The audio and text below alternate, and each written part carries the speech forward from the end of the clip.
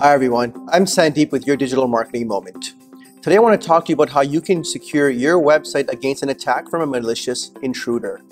Now that your website is online, it's accessible by anybody with an internet connection. That means you're available to both your customers and people that may want to do you harm. So how do you protect your website? Well, there's a couple of ways you can go about doing that. If you're using a content management system like WordPress or Drupal, look at the different plugins or modules that your developer used to build your website.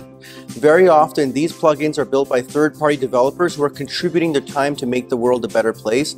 But you never know, you could have a plugin that was designed by a malicious user who has built in some backdoors or ways to access your website database that could cause you some downtime, or worse yet, expose personal or private data of your organization or of your customers.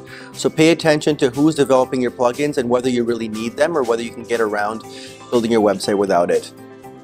Another thing you can do is look into SSL encryption. Now, SSL is something you probably heard of recently because Google is pushing for its adoption in the industry. And what it does is it encrypts the communication between your web server and the user.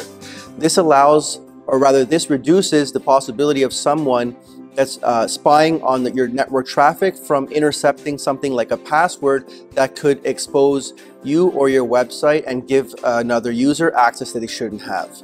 Take a look at these two areas on your website. There's a lot of other things you can do, but these are the two major ones I wanted you to look at today. I'm Sandeep, and that was your Digital Marketing Moment for this week. Stay tuned for next week where we continue our journey of helping marketers and business owners like you to win on the web.